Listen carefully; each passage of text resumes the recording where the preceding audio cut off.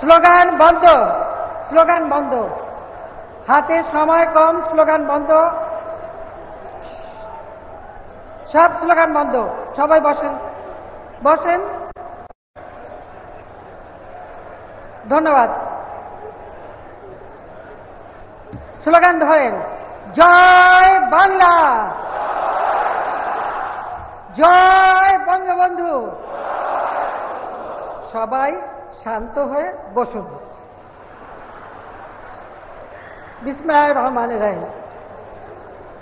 উপস্থিত আমার ভাই বোনেরা, বাংলাদেশ আওয়ামী লীগের নেতৃবৃন্দ, কর্মী ভাইয়েরা, সহযোগী সংগঠনের নেতৃবৃন্দ, কর্মী ভাইয়েরা, জাতীয় সংসদের বিরোধী দলের নেতা সহ বিভিন্ন দলের সংসদ সদস্যগণ এবং বিভিন্ন রাজনৈতিক দলের নেতৃবৃন্দ, কূটনৈতিক মিশনের সদস্যবৃন্দ, বিভিন্ন অ্যাম্বাসাডর এবং কূটনৈতিক মিশনের যারা উপস্থিত এবং যারা এখানে সকলে উপস্থিত রয়েছেন, সকলকেই আমি আমার আন্তরিক শুভেচ্ছা জানাচ্ছি। আপনাদের এখানে যারা উপস্থিত তারা ছাড়াও বাংলাদেশে শুভানুধ্যায়ী এবং বাংলাদেশের বিভিন্ন আমাদের নাগরিকরা, আওয়ামী লীগ সহ যারা স্বাধীনতা চেতনায় বিশ্বাসী, যারা এই প্যান্ডেল ছাড়াও সমগ্র বাংলাদেশের গ্রামে গঞ্জে ছড়িয়ে আছেন এবং প্রবাসে যারা বাঙালিরা আছেন, আমি তাদের প্রতিও আমার আন্তরিক শুভেচ্ছা জানাই। কারণ আজকের দিনটি আমাদের জন্য একটি মহৎ দিন, আওয়ামী লীগের প্রতিষ্ঠা দিন, আওয়ামী লীগের প্রতিষ্ঠা ৭৫ বছর প্লাটিনাম জুবিলির দিন। এই দিন আমি আপনাদের সবাইকে আন্তরিক শুভেচ্ছা জানাচ্ছি। আমি পরম শ্রদ্ধাভরে স্মরণ করি জাতির পিতা বঙ্গবন্ধু শেখ মুজিবুর রহমানকে, যার নেতৃত্বে আমরা স্বাধীনতা অর্জন করেছি। আমি শ্রদ্ধা জানাই আওয়ামী লীগের প্রতিষ্ঠাতা সভাপতি মাওলানা ভাসানীকে এবং প্রতিষ্ঠাতা সাধারণ সম্পাদক শামসুল হকের প্রতি। শ্রদ্ধা জানাই গণতন্ত্রের মানুষ পুত্র হোসেন শহীদ সরওয়ারদের প্রতি। আমি শ্রদ্ধার সাথে স্মরণ করি বাংলাদেশ আওয়ামী লীগের এবং সহযোগী সংগঠনের নেতৃবৃন্দ, বাংলাদেশের মানুষের এই ভাষা আন্দোলন, অধিকার আন্দোলন, স্বাধিকার আদায়ের আন্দোলন, মহান মুক্তিযুদ্ধে যারা জীবন দিয়েছেন তাদের প্রতি। মহান আত্মত্যাগের মধ্য দিয়েই মহৎ অর্জন জাতির পিতা বঙ্গবন্ধু শেখ মুজিব বলেছিলেন।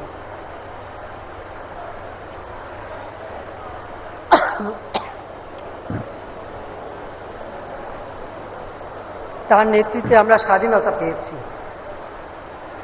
কিন্তু আওয়ামী লীগ তার প্রতিষ্ঠা লগ্ন থেকে বাঙালির প্রতিটি অর্জনের ওতপ্রোতভাবে জড়িত।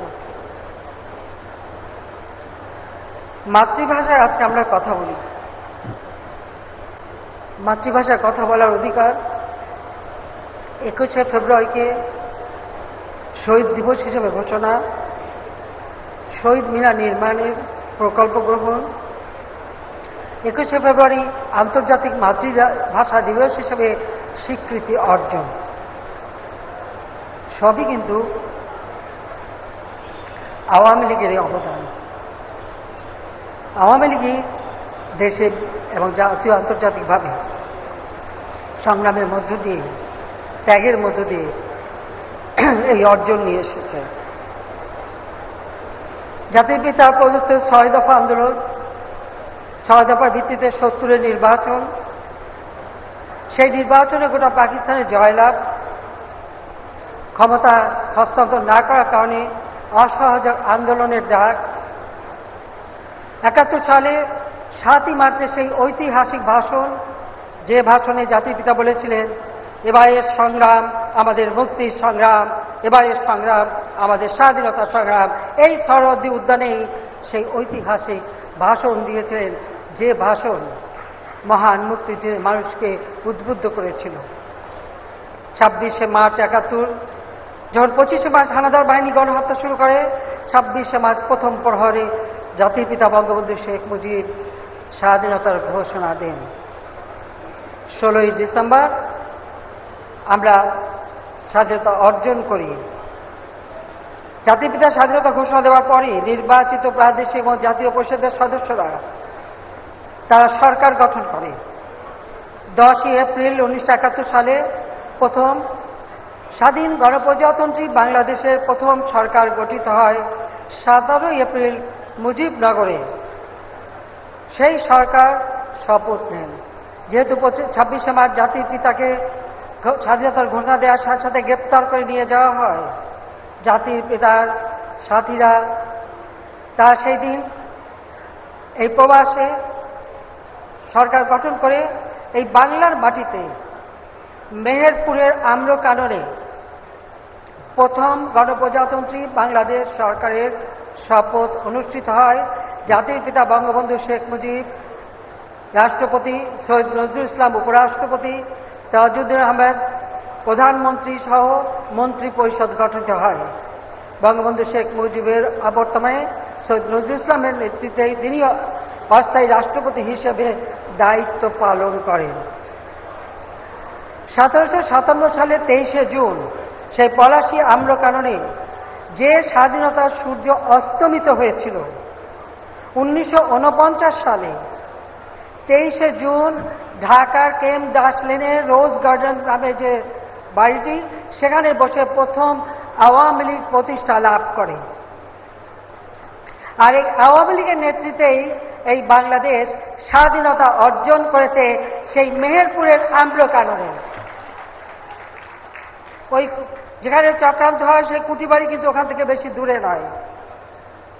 আওয়ামী লীগের প্রতিটি পদক্ষেপের ফলে আজ বাংলাদেশ এগিয়ে যাচ্ছে। আমি আজকের দিনে জাতির পিতার প্রতি শ্রদ্ধা জানাই আমাদের জাতীয় চার নেতার প্রতি।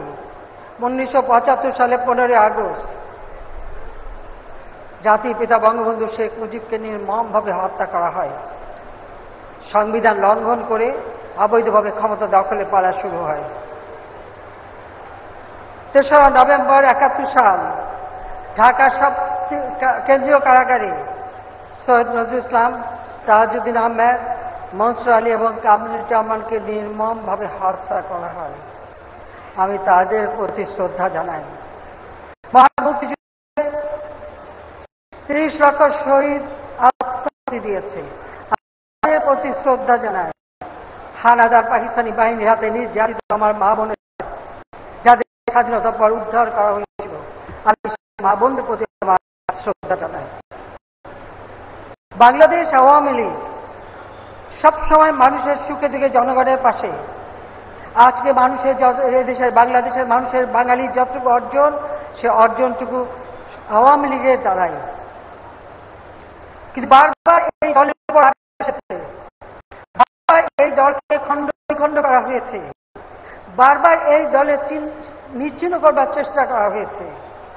সেই আইয়ুব খানের 1858 সালে যখন শুরু, তখন থেকে নিয়ে শুরু বারবার এইভাবে আঘাত এসেছে।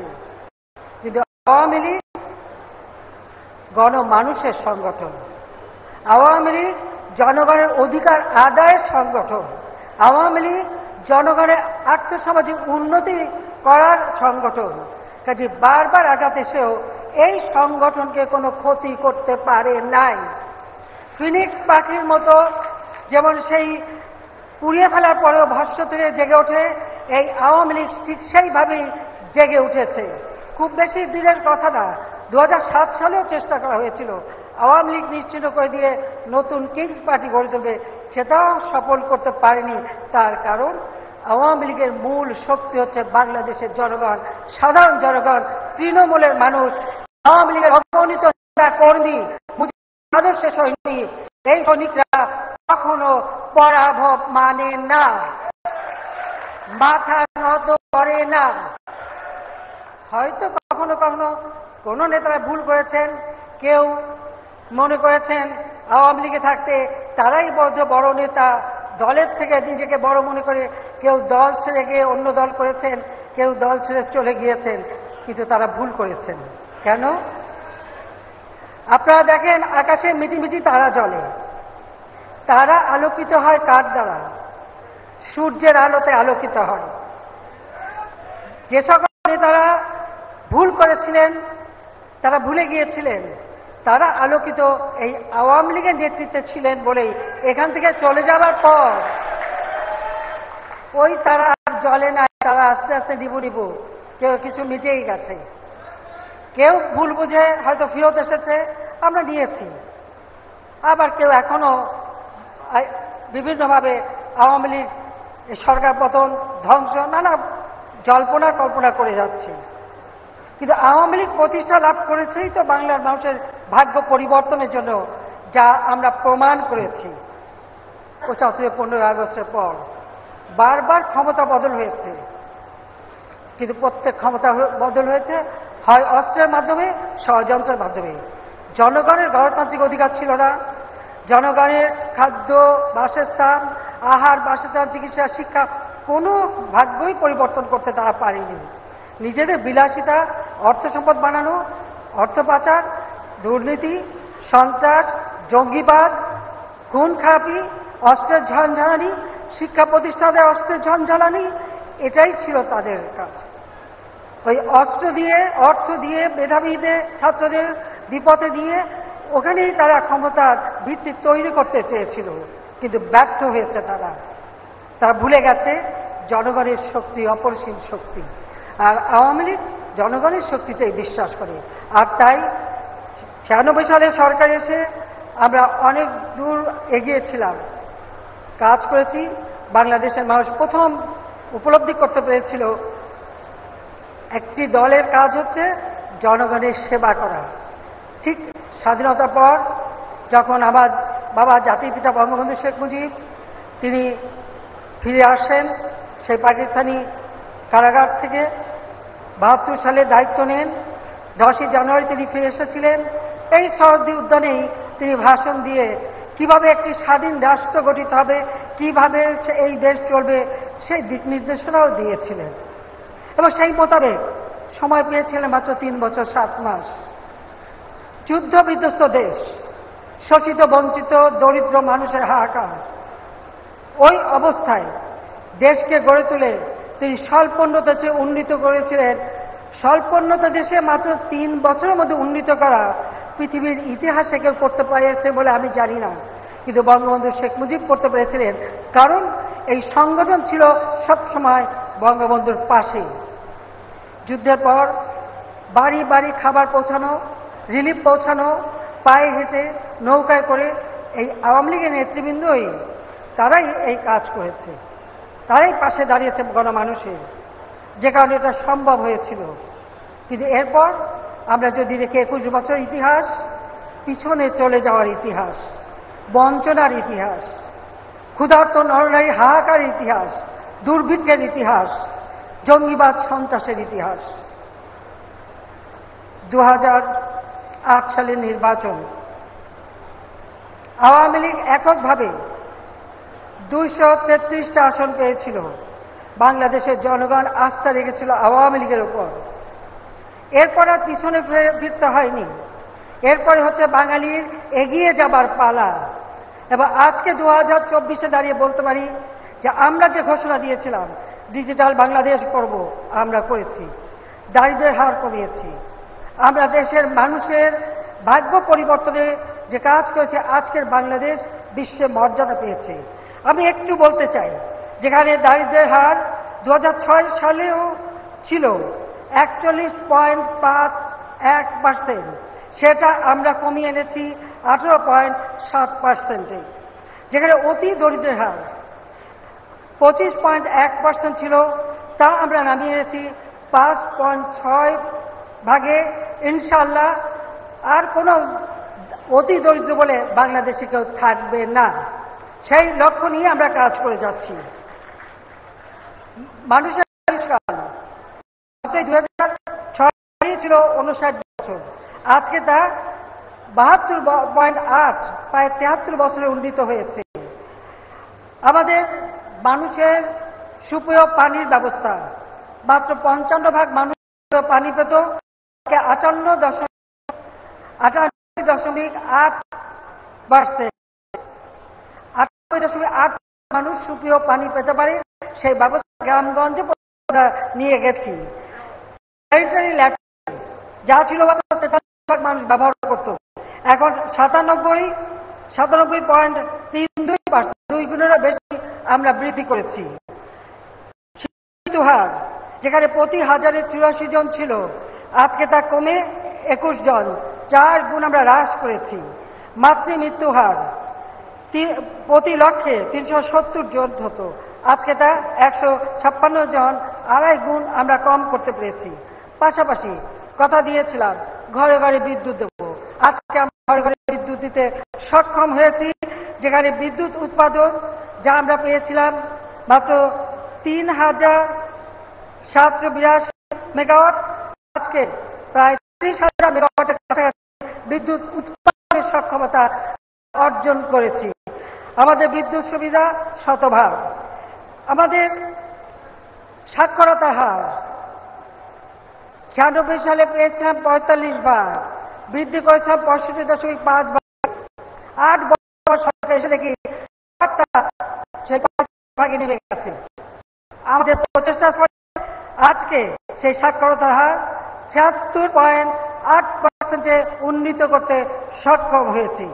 প্রাথমিক শিক্ষায় মেয়েদের অংশগ্রহণ তা ছিল 54 ভাগ, আজকে 98.25 ভাগ মেয়েরা প্রাথমিক পর্যায়ে স্কুলে যাচ্ছে।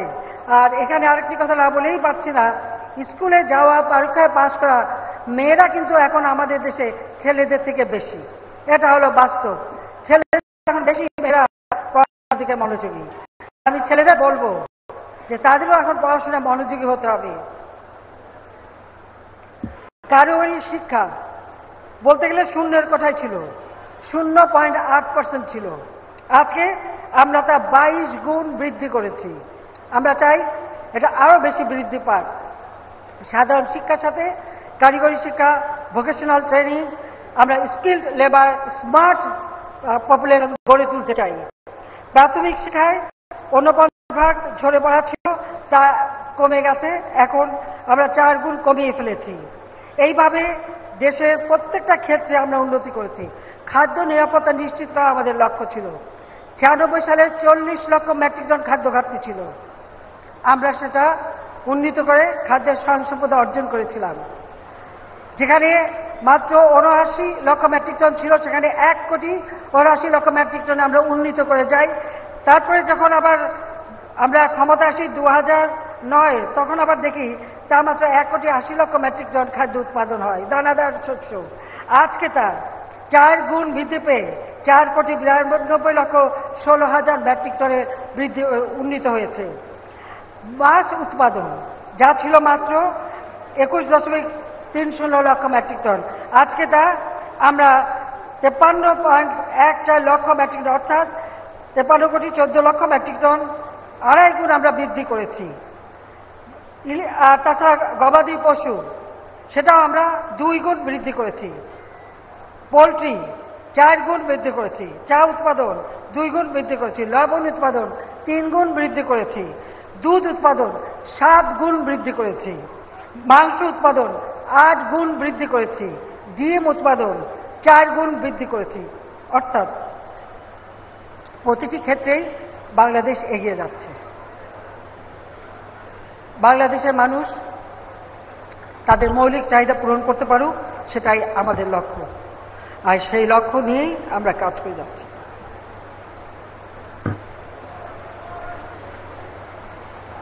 পঁচাত্তরের 15 আগস্ট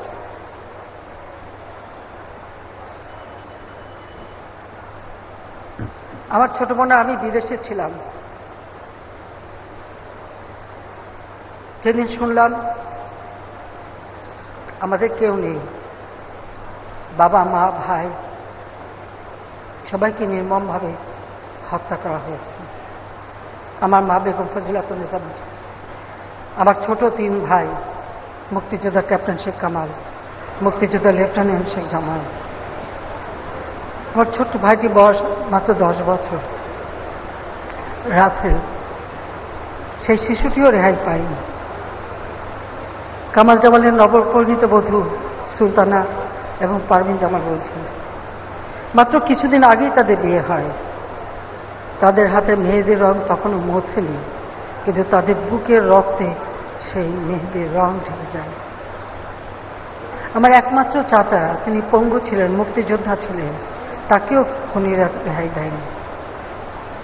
যুবনেতা শেখ ফজলত মনি মুক্তিযোদ্ধা এবং তার অন্তঃসত্ত্বা স্ত্রী আরজুমণি, কৃষক নেতা আব্দুর রাব সানিয়াবাগ, তার 13 বছর মেয়ে বেবি, 10 বছরের ছেলে আরিফ, 4 বছর নাতি সুকান্ত, তাদেরকেও নির্মমভাবে হত্যা করে গুলির আঘাতে। আমার ফুপু পঙ্গু ছিল, আমার 2 ফুফাতো বোন গুলিতে আহত ছিল, ফুফাতো ভাই গুলিতে আহত ছিল।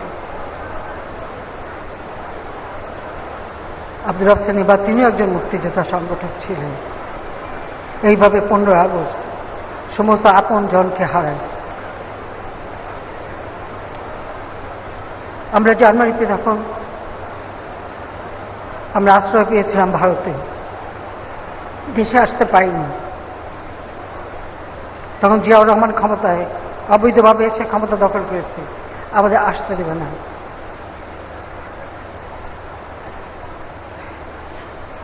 1981 সাল আওয়ামী লীগের সম্মেলন, কারণ 15 আগস্টের পরে সমস্ত রাজনৈতিক দল প্রায় নিষিদ্ধ ছিল। এরপর রাজনৈতিক দল গঠন হয়। তখন আওয়ামী লীগের কনফারেন্সে আমার অবর্তমানে আমাকে সভাপতি নির্বাচিত করে। আমার ছেলে 10 বছরের, মেয়ে 8 বছরের, তাদেরকে মাতৃস্নেহ বঞ্চিত করে ফিরে আসি বাংলার মানুষের কাছে। আমার জীবনে কোনো চাওয়া পাওয়া ছিল না। আমার একটাই লক্ষ্য ছিল, যে জাতির জন্য আমার বাবা জীবন দিয়ে গেছেন, যে জাতিকে ভালোবেসেছেন, তিনি আমাদের থেকেও বেশি। বছরের পর বছর কারাগারে অসুস্থ থেকেছেন, সেবা করার লোক নেই, ওই কারাগারে খাবার, এটা একবার না বারবার। এমনকি আগরতলা ষড়যন্ত্র মামলা দিয়েও 1968 সালে যখন ক্যান্টনমেন্টে বন্দি রাখে, আমরা জানতেই পাইনি 4-5 মাস যে কোথায় আছেন, বেঁচে আছেন কিনা। 81 সালে যখন 71 সালে যখন গ্রেপ্তার করে নিয়ে যায় পাকিস্তানে, প্রচন্ড শীত, প্রচন্ড গরম, সেই জেলখানার মধ্যে কি অবস্থায় ছিলেন। আমার বাবা বঙ্গবন্ধু শেখ মুজিব কখনো তার নিজের কষ্টের কথা বলেননি। বারবার জিজ্ঞেস করেছি, শুধু একটা কথাই বলেছেন, তোরা শুনিস না, শুনলে সহ্য করতে পারবি না। তিনি আমাদেরকে তার কষ্টের কথা বলেন। যে জাতিকে ভালোবেসে এত আত্মত্যাগ করেছে, তাকেই নির্মমভাবে হত্যা করা হলো। আর আমরা 2 বোন এতিম হয়ে বিদেশে রিফিউজি হিসেবে আমাদের থাকতে হলো, নিজেদের নামটাও ব্যবহার করতে পারিনি। আপনাদের মনে আছে, এখানে দাঁড়িয়ে তিনি বলেছিলেন যে মানুষ রক্ত দিয়ে স্বাধীনতা এনেছে, বঙ্গবন্ধু শেখ মুজিব বলেছে রক্ত ঋণ শোধ করবেন নিজের রক্ত দিয়ে। তিনি তো কিছু নিয়ে যাননি, কোনো তো কাফন দাফনও না, কিছুই নিয়ে যাননি। তিনি তার রক্ত ঋণ শোধ করে গেছেন। আমার বাবা প্রায় রবীন্দ্রনাথের এই কবিতাটা তিনি সবসময় উচ্চারণ করতেন। উদয়ের পথে শুনি কার বাণী, ভয় নাই ওরে ভয় নাই, নিঃশেষে প্রাণ যে করিবে দান, ক্ষয় নাই তার ক্ষয় নাই।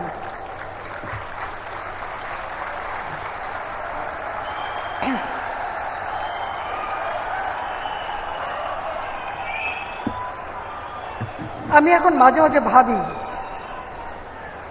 তিনি যে এই কথা উচ্চারণ করতেন, কত সত্য কথা। আজকে বঙ্গবন্ধু শেখ মুজিবকে হত্যা করেছে, কিন্তু তার আদর্শকে হত্যা করতে পারেনি। আর আমি বড় সন্তান হিসেবে পাশে থেকে জেনেছি তার স্বপ্ন, কিভাবে তিনি বাংলার মানুষের ভাগ্য পরিবর্তন করতে চান। প্রায় আমাদের কাছে গল্প করতেন। আর তাই সব স্নেহ মায়া মমতা ত্যাগ করে ফিরে এসেছিলাম এমন একটা দেশে, যেখানে যুদ্ধ অপরাধীদের বিচার শুরু করেছিল আমার বাবা। সেই আইন বন্ধ করে দিয়ে সমস্ত অপরাধীদের মুক্ত করে রাজনীতি করার সুযোগ দেয় জিয়াউর রহমান। 15 আগস্টের খুনি, আত্মস্বীকৃত খুনি, তাদেরকে ইন্ডেমনিটি অর্ডিন্যান্স দিয়ে বিচারের হাত থেকে মুক্ত করে তাদের রাজনীতি করার সুযোগ বিভিন্ন দূতাবাসে তার চাকরি দিয়ে তাদের পুরস্কৃত করা হয়। আমি সেই একটি জায়গায় ফিরে আসি শুধু একটা চিন্তা থেকেই যে এদেশের মানুষের ভাগ্য পরিবর্তন করতেই হবে, মানুষকে সুখী সমৃদ্ধ জীবন উপহার দিতে হবে। 2020 সালে জাতির পিতার জন্ম শতবার্ষিকী উদযাপন করেছি, 21 সালে স্বাধীনতা সুবর্ণ জয়ন্তী। ঠিক সেই সময় আমরা পেলাম সুখবর, বাংলাদেশ স্বল্পোন্নত দেশ থেকে উন্নয়নশীল দেশে উন্নীত হবার সুযোগ পেয়েছে। 2026 সালে আমাদের যাত্রা শুরু হবে উন্নয়নশীল দেশ হিসাবে। আমরা নিয়েছি তার প্রস্তুতি। পাশাপাশি 2008 নির্বাচনী ইস্তাহারে যে ঘোষণা দিয়েছিলাম দিন বদলের সনদ, আজ প্রকৃতভাবেই আমরা দিন বদল করেছি। আজকে আমাদের লক্ষ্য 21 থেকে 41, 2041 সালের বাংলাদেশকে করব আমরা স্মার্ট বাংলাদেশ। এই স্মার্ট বাংলাদেশ গড়ে তুলব। আর 2100 সালের ডেল্টা প্ল্যানও আমরা তৈরি করেছি। বাংলাদেশ এগিয়ে যাচ্ছে,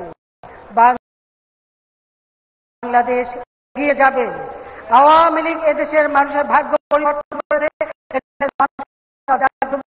উন্নত সোনার বাংলা অবশ্যই দেবে। স্মার্ট বাংলাদেশ, স্মার্ট সোনার বাংলা।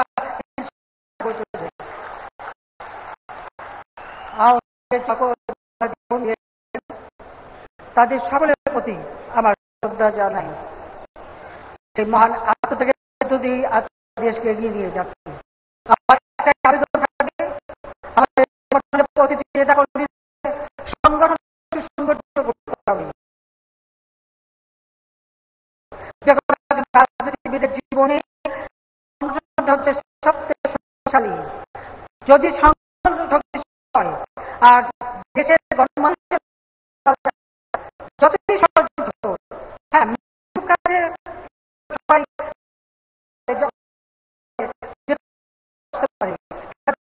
আমি কোনোদিন কখনো ভয় পাইনি, পাবো না। ততক্ষণ আজ দেশের মানুষ ভাগ্য পরিবর্তন, আমার বাবার যে চেতনা দেশের মানুষকে একটা উন্নত জীবন দেব, এটাই আমাদের লক্ষ্য। আর সেই কারণে প্রত্যেক আপনারা একটা চিন্তা করে রাখেন যে আওয়ামী লীগের নেতা কত কষ্ট করেছে, বারবার আঘাত পেয়েছে, পরিবারগুলি কষ্ট করেছে, কিন্তু এই সংগঠন ধরে রেখেছে। বিশ্বাস আমাদের সেই আত্মবিশ্বাসটা অর্জন করে আর সেই আস্থা পেয়েছি আমাদের ভোট দিয়েছে। আর বারবার আমাদের সেই দীর্ঘকাল বাংলাদেশের ইতিহাসে গণতান্ত্রিক ধারা অব্যাহত আর গণতান্ত্রিক ধারা অব্যাহত আছে বলেই আজকে আর্থসামাজিকভাবে বাংলাদেশ এগিয়ে যাচ্ছে, বাংলাদেশের উন্নতি হচ্ছে। বাংলাদেশ আজকে রোল মডেল হিসেবে স্বীকৃতি পেতে বিশ্বে আছে, সুযোগ সৃষ্টি হয়েছে। মনে রেখেই সামনের দিকে এগিয়ে যেতে হবে। সুকান্তের ভাষায় বলে চাই, যতক্ষণ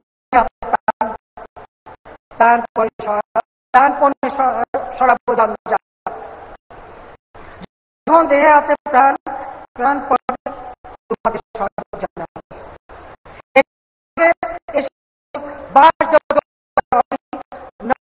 কাছে আমার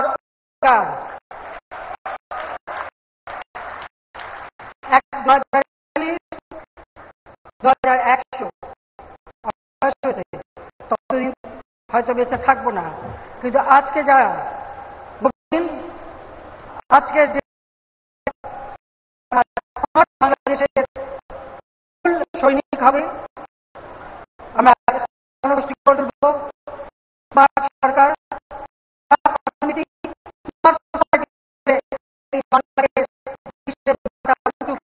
এগিয়ে যাবে 25টা বার্ষিকী প্লাটিনাম জুবিলিতে।